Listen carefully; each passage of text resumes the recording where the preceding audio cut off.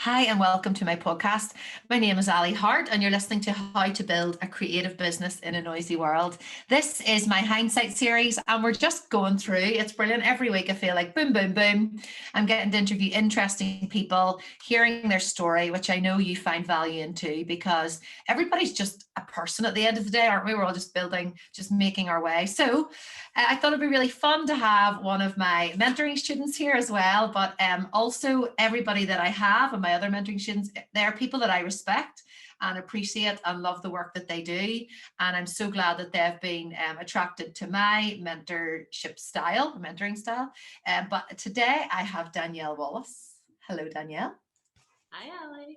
So Danielle was reluctant enough in one shape, but another way she stepped into fear and has agreed to do this. And it is just wonderful to have you. So how are you feeling today?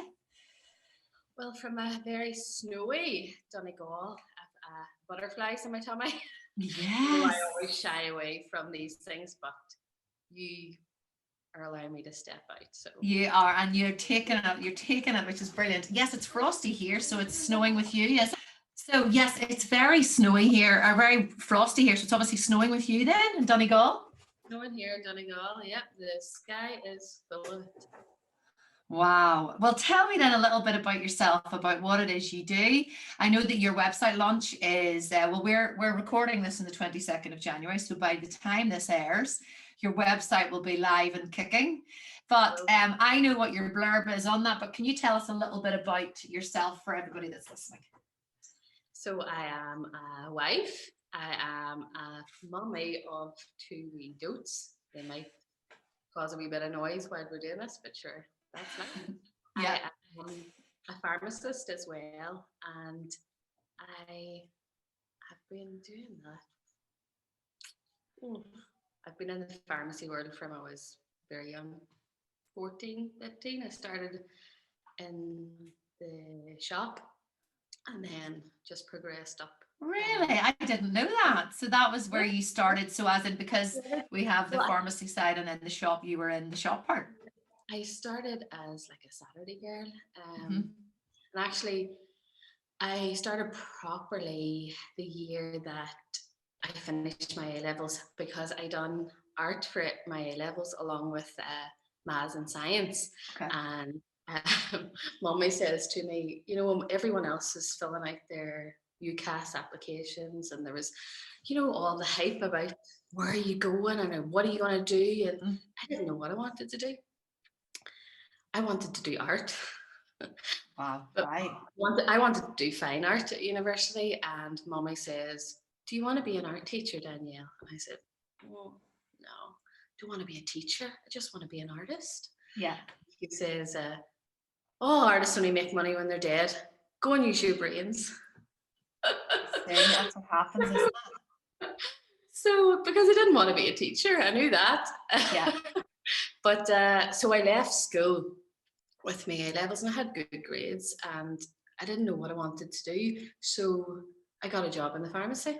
Uh-huh. When I was working in the pharmacy, the patient contact, you know, that people coming in, chatting, I love that. I love, I'm a people person. I love Yes. that interaction, that every day you're not helping with huge things, but you're helping with the everyday, and that really does impact their wee lives.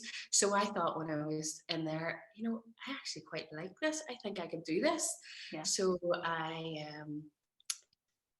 done biology. I never done that at A level, but I done biology at tech at night. I worked in the pharmacy full time, and in the mornings before the pharmacy, I cleaned. I was a cleaner in the courts down in Belfast, so I done that. Then went to the pharmacy. Then went to school at night. I was a cleaner too. Did you have a headset in? I used to have the Walkman in the back, and I used to try and get the toilets done by the end of a set of a song or anything. What did you do? What was your work ethic? It wasn't as creative as Ali Hart's, but it was maybe what I was going to have for breakfast. Yeah, got the job done. Got the job done. So I done that for a year, and then went to university after that. And I went to university in London. Okay. I loved it there. I really did. I really did. There was always something to do, so it was really busy. So I done that. I was there for 4 years, and then I came home. And in my first year of uni, so September, I started September, and then October, Daddy died. And I remember at the time, the course director says, you know, if you want to leave this year and come back next year, you can do that.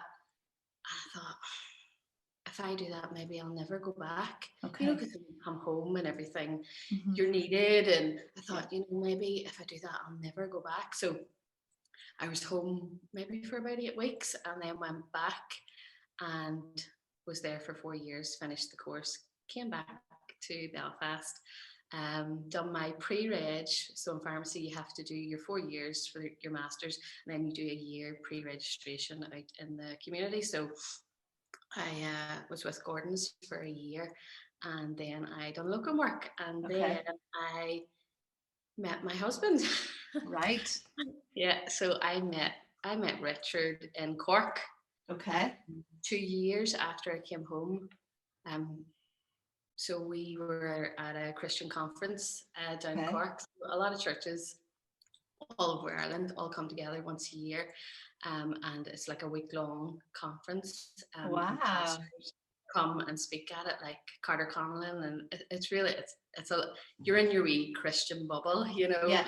And it's nearly getting you ready to come back out into the and isn't it really weird to think that we can't do any of that at the minute? It's the first.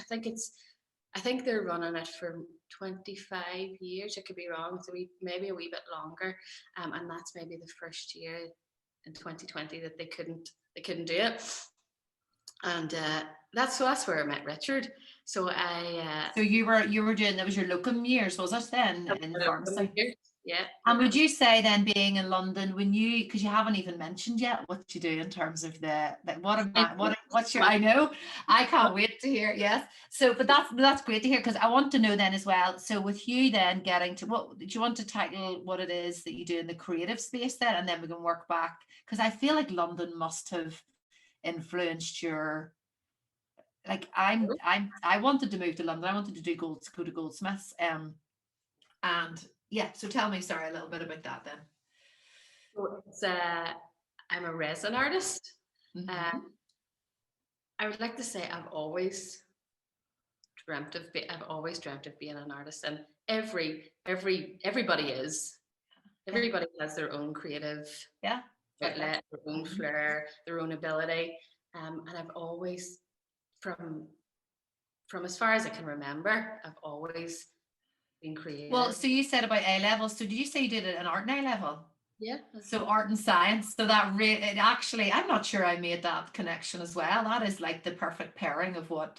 So tell us a little bit about being a resin artist then as well, because how did you step out into that? Because you are still a pharmacist, and a mum, and your husband works away quite a lot. So you are juggling a lot, but this beautiful career that you're building with the art and resin, or people might understand it, glass, or what way do you want to put it even in layman's terms? Yeah, so basically resin is 2 parts. So you have your part A and your part B. Yeah. You add them together. So different resins are different consistencies. So depending on the ratio that you mix them at. So I love a thicker viscosity, so just a thicker fluid. It's nearly like honey. Are you still there, Alys? Yes. Oh, hold on, I've lost your picture. Yeah. I'm afraid to. Sure, you don't need me anyway. Here, we're back. So it's like a honey, the thickness of it when you have it mixed. So obviously you have to have it mixed in the proper ratio, and you have to have it mixed for exactly the right time. So that's just, you know what I'm like. I like everything in its place, and the exactness of that. So, and before then you've your respirator on, you've your gloves on, so you feel like you're really doing scientific business. Science. And I'm mixing I have my timer set, and I'm mixing away to make sure, and I'm having a good look. So when you mix the 2 parts together, maybe at the start, when you're just starting out, timing is really important. I'm now at a stage where I can look at the medium and I know if it's properly mixed or not, just by mixing, stirring it around. You can see the fibers sort of inside if they have merged, as it were, so that you then have a work time. So the resin, as soon as you mix, the chemical reaction starts. So you probably, depending on the resin, you have up to an hour. So it's a process as well. So once you have it properly mixed, then you can let loose. And then what you do is you would pour it, or it's a pouring act, isn't it? Yeah, it's a pouring act. So a lot of the time I will have an acrylic layer down beforehand. So I'll paint an acrylic base.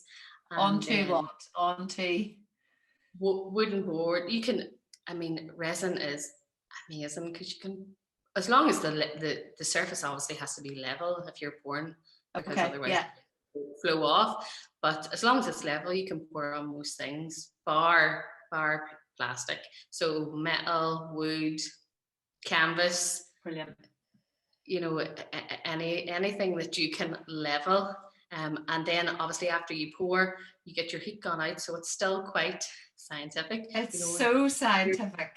You're popping your air bubbles. The satisfaction I get, because obviously in the mixing process you are incorporating air into it. It's like baking, and in this you don't want air. Air is not your friend. You're not going to get that lovely glassy perfect finish, and that perfectionist in me, resin art is just satisfying. It's satisfying for me because we've perfect, yes, and we've discussed how people will love hearing that, and even the way you describe it is very scientific, but also there's a lovely flow and creativity in how the language you're using.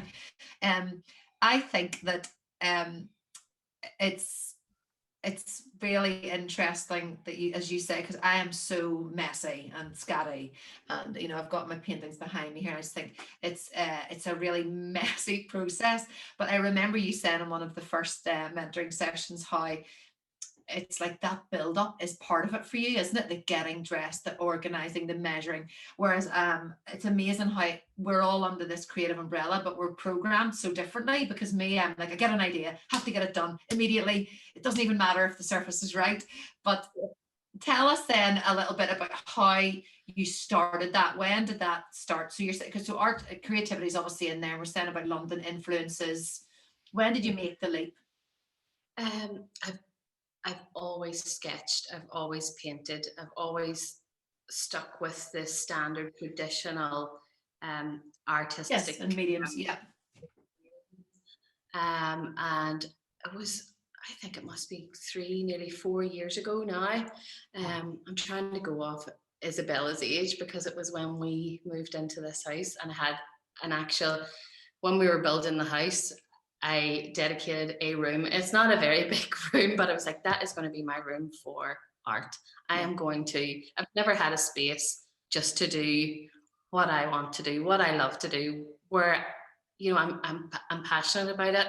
I think maybe as you get older, you realize, and when you're maybe stuck at home with small children and you're alone with your own thoughts a lot of the time, you want to do something that makes you happy and gives you that outlet. So we built a room that's my art room. So can I also just add in there, I've seen via Zoom that room, and it's organized. Like she says, Danielle says that it's not organized, whereas I look at it and think that could be the back of a chemist. It's so organized. Well, I know. You see, it starts to marry in, doesn't it? That's beautiful. I think that's really, because one of a friend, Adele, who would help me with the business, she's a teacher, she's a physics teacher, but she's so creative. She taught me how to make curtains. Now I made one curtain and I will never ever make another one, but she's very creative in that space too. So then how have you, because I'm not going to keep you too long on this, because I don't want, I've children and I know we're going to come in any minute as well, but when you then started, how have you found, because I know in the last even 3 months the business has really boomed, and you have stepped into so many places, like even before I had started working with you, you'd signed up to one of the weekly news. I remember it was like an Ireland makers. You know, you really are pushing doors and you have customers that are returning. How did you start selling, or what way did that, the products that you make, can you just tell us really quickly, even the 3 or 4 main products that you make? Because the other side is like me with my big painting behind me, we've now got you to a stage where you're confident in making these large, like the art you're making. It's not just necessarily functional products. But what about the products that you have made so far that are selling? Oh, the fastest selling, the one that I couldn't keep enough in stock is the functional art homewares. Where? I love interiors. I'm a wee bit obsessed. I love having lovely things to set around your house, and I started pouring resin onto cheese boards because Yeah, I love to eat as well. You know, I eating love is just cheese. Who doesn't love cheese? so cheese boards, chopping boards, serving boards. Um, so that is the I can't keep enough of them in stock. Um, but it's great because it gets people in looking at what you're doing and Yeah. saying, you know what, I actually really like that large piece. I'm working on a large commission piece at the minute, and oh, And just to describe them, so it would be a wooden board and then maybe the handle or around, yes, for the YouTube, you could definitely show us some so I can describe it. So yeah, around the handle, like beautiful glass. So there's navy. It looks actually like from here when I'm looking down, it's like whenever you're looking at a plane view from up above yeah. of the ocean, the sea and land, golds, greens, beautiful. So that's one way. And you would say that they have just been flying out, haven't they? Oh my goodness, I can't make enough to keep up. And do you have hopes and dreams for the business? Because I know that you're saying about people person, and I am the first to say, "Oh, go hell, or hell for leather, whatever you call that," in your creative career. But it is difficult and it's seasonal. I think that's what hopefully my podcast says is it's difficult, but it's doable, even though my husband says that's not a word. Um, the pharmacy is a lovely way for you to engage with people, even though now you're customers and on social media and online. What dreams do you have, or how do you feel about the future for the business? Because it is a business, which I think, and you are an artist. The dream has always been to be an artist. So, I'm never one to forward think too much with the business side of it. I'm just doing what I love and taking it one day at a time. And you look at the year that we've had and you just think, you know what, tomorrow it could all be gone. But today I'm doing something that makes me really happy. And I think when you're building your own business, it's a lot of hard work. It's a lot of hours. You have to love it. You have to love it with a passion, because otherwise it's not worth it, because you're eating, dreaming, sleeping. Everything is about your business, for the future. Or even just dreams, because the kids are still small, aren't they? And you have your chickens and your house is you're not long in your house. I know there's still so much. I mean, houses, you could just keep going and adding and changing, but we're blessed to have the house. We have our wee chickens at the side. The kids are small. There's enough room around for them to run around. But yeah, I would love to add like another part onto the house that's not just a studio room, but an actual studio gallery, sort of. That would be the big one. The big one. Yeah, great. Do something every day that you love. I know. It's so important. Yeah. I mean, when you can't go anywhere. Well, that is another thing I was going to ask there about social media, and with having worked with me, and I know we've divided ours before Christmas and after because we're both so flat out with work. How do you feel social media? Because it was a way for me to get my kids were young, and my eldest boy is 12 tomorrow, which is insane. But it's a way, remember years ago they would have laughed at us saying internet friends, you know, but actually you do build communities on there. Have you found that with your business? Absolutely. You get your type of people. I mean, Yeah. you're always encouraging me. People buy from people, Yeah. you know, and that's really given me the confidence. I think I step out and then I pull back. Yes. It's always been something that it's just, I don't know if it's the creative part of me or the, you know, people on that creative, you're high and then you're low, and yeah. you know, so I push and then I step back, and I think really the mentorship has been brilliant for me as in my confidence. It's really encouraged me to step out and stay out. Yeah. And oh, lovely. in that wee space, you know. Yeah. Well, that's what I think as well, is I often think of you and the other students whenever I feel fear, and I think, nope, not doing it today, not doing it today. And I think, no, I owe it to you, because if people aren't looking at your stuff, they're looking at another resin artist, or they're looking at another painter in my. So yes, I'm very proud of you, and I know I've told you that, but it's great. I can't wait to see where you go from here, and it definitely feels like you are. Yeah, you're a creative business, which is great, and in a noisy world. Just before we finish up, is there anything you're reading at the minute? Oh, Ali, now you listed all the things I'm doing. You want to add another one? Like, I'm an audiobooks girl. I listen. Do you use Audible? Do you use Audible?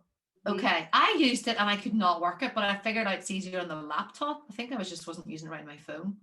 Oh, the app's dead handy too. So I listen to that. Maybe stick on something in the car. Harry Potter's on often repeat. Yeah. Can't beat Harry Potter. I love it. And you know, that even makes sense as well, that side of your work and the magical side of it as well. That's brilliant. Super. Well, thank you so much for taking the time to share. I really appreciate it in your busy day. And yeah, for anybody that wants to find you, how do they find you? So my website is launching tonight. Woohoo! So it'll be live. Yeah, it will be live. So it's just DanielleWallaceArt.com. Okay. And my Instagram and Facebook, Danielle Wallace. Brilliant. Great. Well, yes, and thank you to everybody that has listened and has watched. It is really exciting to be able to share just how, like, a spotlight on people. So I appreciate your words, Danielle. Thank you for joining. And anybody that wants to subscribe to the podcast, you can do that, and you can leave a little review. And it would mean a lot to me. And also you can find anything about my mentorship program on the website. But for now, just keep doing what you're doing and believe in the dream. I'll see you on the other side.